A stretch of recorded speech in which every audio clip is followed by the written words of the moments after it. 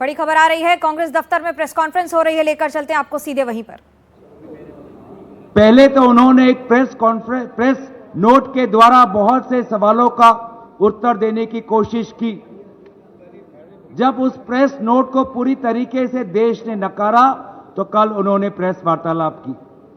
लेकिन प्रेस वार्तालाप में जो उनकी संवैधानिक कर्तव्य है कि एक निष्पक्ष चुनाव हो, फ्री एंड फेयर इलेक्शन हो, उन्होंने पूरी तरीके से अपने इस जिम्मेवारी को नकारा।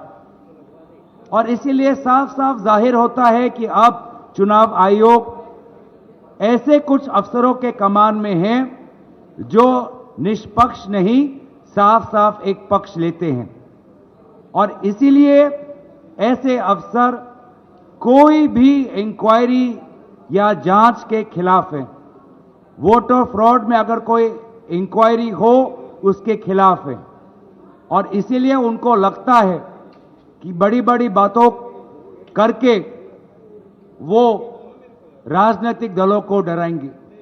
हम बस उन्हें इतना ही कहना चाहते हैं कि अफसर आएंगे, अफसर जाएंगे, लेकिन जैसे हमारे आदरणीय खड़गे जी ने कहा आज सुबह, सदन हमेशा रहेगा। सदन उनकी कार्यवाही की गवाही आने वाले दिनों में देगा। उन सभी की कार्यों पर हमारे सदन में उपस्थित सांसद, विभिन्न राजनीतिक दल हम नजर रखेंगे और आने वाले समय में उचित कदम लेंगे। मैं ये बातें कहकर अपने वाणी को विराम देता हूं और दरखास्त करता हूं कि आदरणीय राम गोपाल यादव जी अपनी बात आपके समक्ष रखेंगे। आदरणीय Ram Gopal Yadav ji.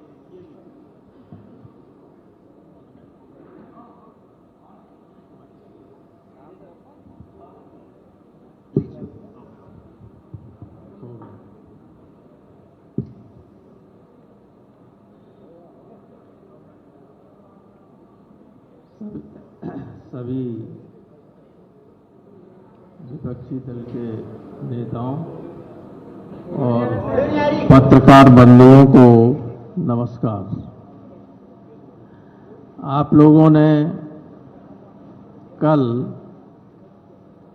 Election commission of India की प्रेस कॉन्फ्रेंस को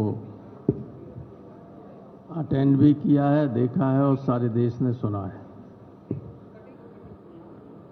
ईसीआई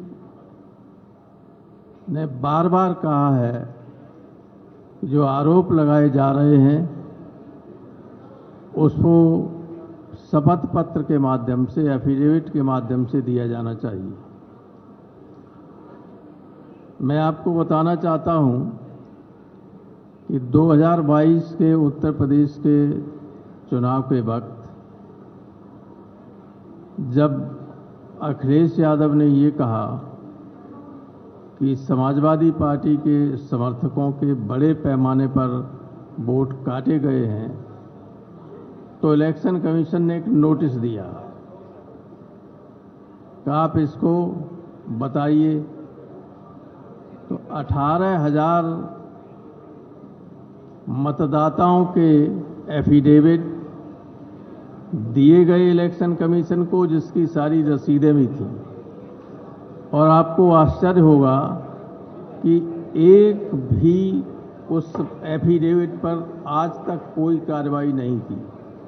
जो इलेक्शन कमीशन रोजाना राहुल गांधी जी से एफिडेविट मांग रहा है, उस इलेक्शन कमीशन को हम 2022 में 18,000 गलत तरीके से काटे गए वोटों के एफिडेविट दे चुके हैं। इस तरह के एफिडेविट हैं, उसकी सब रसीदें हैं और कोई कार्रवाई नहीं हुई। दूसरे, जब उपचुनाव हुआ 2024 में उत्तर प्रदेश में, तो